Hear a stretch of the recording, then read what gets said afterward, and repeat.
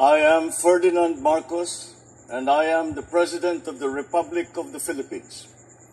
I stand today on behalf of 110 million Filipinos.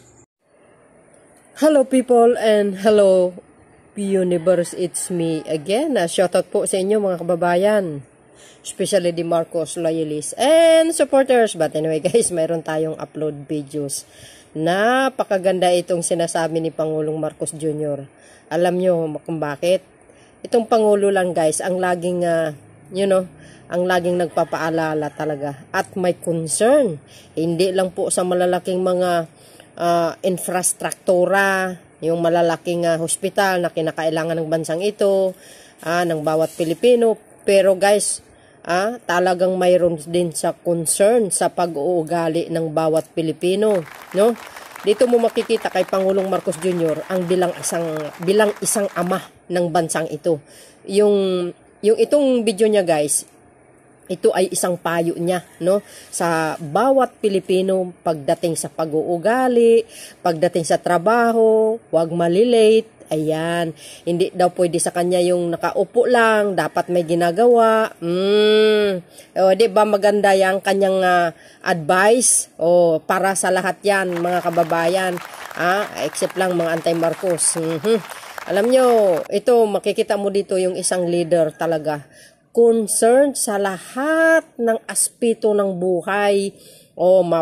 Pagdating man sa pagkain, pagdating naman sa pangangailangan ng bansang ito, pagdating sa pangailangan ng mga bawat Pilipino, katulad ng kailangan ng trabaho, nandoon lahat, no? Lahat 'yan. Kailangan na yung pag-uugali, nako po, ito naman pagdating sa health actually, no? Ito po guys yung video ng ating mahal na Pangulo. Ito po yung New Year resolution.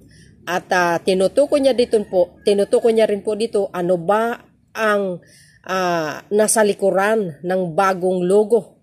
Ibig sabihin yung bagong Pilipinas. Nako, ito po ang katotohanan mga kababayan. Nako, ang bagong Pilipinas pala mga besa, napapansin ko, pati pala ang ugali ng tao kailangan baguhin, no?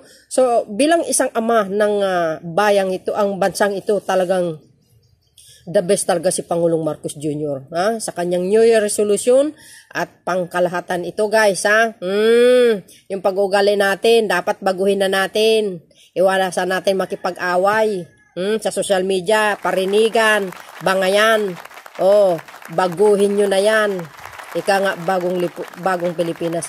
At ganun pa man guys, panoorin nyo ng buo. Courtesy po ng BBM Vlogs ito, ng ating our beloved President Ferdinand Marcos Jr. Pakinggan nyo guys, no? Ito ay talaga makapagbigay sa inyo ng inspired ang kanyang mga advice. Wow, grabe, ang tindi. Hindi lang sa guys sa solusyon ng problema ng bansang ito, kundi pati pangkalusugan, pagkauugali, pagdating sa trabaho. Nakaw. Wag kayong malilita, ugaliin nyo yung on time kayo lagi nasa trabaho, hindi yung puro late. Sabi nga, Filipino time. Yan. So, panoorin nyo guys. Maraming salamat sa inyong watching. Don't forget to like, hit the button bell para lagi kayong update sa aking mga upload videos. Bye, and baboos! Happy New Year po sa inyo lahat, 2024 na. Sana ay masaya, mapayapa at ligtas ang inyong pagsalubong sa bagong taon, kasama ang inyong mga mahal sa buhay. Ang bagong taon ay bagong pag-asa at bagong simula. Kaya sigurado akong meron tayong kanya-kanyang mga New Year's resolution. Ito yung mga bagay na gusto natin baguhin, iwasan, o kaya na may pag-usayan pa. Saan mang aspeto ng ating buhay, sa kalusugan, sa pag-manage ng oras, sa hanap buhay, o sa ating mga relasyon, lahat ay may igaganda at iuunlad pa. Ang talagang New Year's resolution ko, simple lang. I'd like to spend more time with my family. At hindi ko na sila halos nakikita dahil siyempre busy tayo, busy rin sila.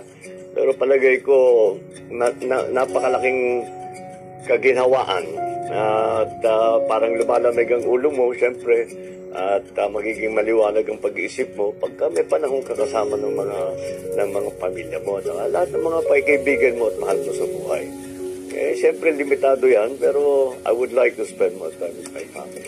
Tapos patuloy pa rin na hindi ko babaguhin ang aking mga dati pang ginagawa na binabantayan ko ang pagkain ko, binabantayan ko ang kalusugan ko, at lagi tayong nag-exercise para naman mabawas-bawasan ang stress at laging matibay ang katawan kahit na ma-COVID ulit. Pero siyempre, nangingibabaw sa ating New Year's resolution ang mga mithiin natin sa bayan dahil marami pang kailangan gawin, marami pang kailangan pagandahin at marami pang kailangan ayusin para naman tuloy-tuloy ang pagsulong natin tungo sa isang bagong Pilipinas. Alam ninyo, lagi kong nababanggit itong bagong Pilipinas. Ngunit hindi ko pa lubos na naipapakilala sa inyong lahat kung ano ito. Kaya bibigyan ko kayo ng kaunting patikim dahil naaangkop ang usaping New Year's resolution sa ilang konsepto ng bagong Pilipinas. Unang una, isang mahalagang bahagi sa landas natin tungo sa bagong Pilipinas ay ang individual and community involvement. Ang pakikilahok ng taong bayan, ang pakikilahok ng bawat isa, ang bawat barangay, pamilya o individual ay tinatawag ng maging bahagi ng pagbabago. Lahat naman ay may magagawa, lahat naman ay may aambag, lahat ay kabilang. Bukod sa pamahalaan, nasisiguruhin natin magtatrabaho ng puspusan. Ang bagong Pilipinas ay mararating natin sa pamamagitan ng mga bagong Pilipino. Kaya ang bawat New Year's resolution na ating isinusulat o ipinapangako ay may mas malalim na kahulugan, may mas mabigat na implikasyon at epekto. Halimbawa na lang, huwag na natin isipin yung masyadong malalaking New Year's resolution. Simulan lang natin sa sarili natin, sa mga pamilya natin. Una, huwag na tayong malate sa trabaho. Lagi tayong on time. Hindi na pwede yung pwede na. Kailangan magandang trabaho. Huwag niyong iiwanan ang trabaho hanggang tapos. Huwag niyong iiwanan hanggang maipagmamalaki mo na ang nagawa mo. Mag-iipon ako at hindi masyadong gagastos. Ganitong paraan, kahit na maliit lang ang naiipon, ay masasabi natin ay nasasanay na tayo na dapat ganyan ang ating pag-isip. Pagka naman talagang hindi natin kailangan, huwag na natin gastusan. I will read one book per month. Ito talaga para sa akin ay napakahalaga. Kailangan lagi tayo nag-aaral. Kailangan lagi nating iniisip kung paano pagalingin pa natin ang sarili natin. Sa bilis ng takbo ng teknolohiya ngayong panahon na ito, ay talagang lahat, kahit yung mga labor force, kailangan nag-aaral dahil ang daming dumadating. At hindi tayo makakapagkumpetensya sa iba't ibang bansa kung hindi tayo kanta. Magiging mas presentable na ako sa trabaho. Pagandahin siyempre, ang unang pagandahin mo ang sarili mo. Meron ako natanggap na napakagandang payo. Sabi, ang unahin mo sa paggising mo ay ligpitin mo yung kama mo. Ganun lang kasimple. Tapos simulan mo sa ganun. Tapos ligpitin mo yung gamit mo. Maging maayos ang pagbihis mo. Magsipilyo ka at maligo ka ng mabuti. Maliliit lang na bagay. Ngunit pag pinagsama-sama mo, mas gumaling ka bilang isang trabahador. Mas gumaling ka bilang isang ama. Mas magaling ka bilang isang wage earner at provider para sa iyong pamilya. Iiwasan ko na maging mainitin ng ulo, lalo na sa pagdadrive. Ay nako, yung mga road rage na yan, walang walang silbi yan. Huwag na tayong madala sa galit. Naintindihan ko rin yan dahil nagdadrive din ako. Talaga ko minsan, iinit ang ulo mo. Pero huwag na tayo magpapadala dyan dahil ang dami pang kailangan, napaka-importante kailangan isipin na aksaya na lang ng panahon yan. Magda-diet na ako. Sinabi namang diet, hindi naman sinasabi na bawasan mo yung kinakain mo. Gandahan mo lang ang pagpili ng kinakain mo. Dahil, nauna, mas makakatulong yan sa kalusugan. At pag ikaw ay malusog, magandang trabaho mo. Kapag ikaw malusog, ay maliwanag ang pag-isip mo. Kapag ikaw ay malusog, marami kang magagawa na hindi mo magagawa kung may sakit ka.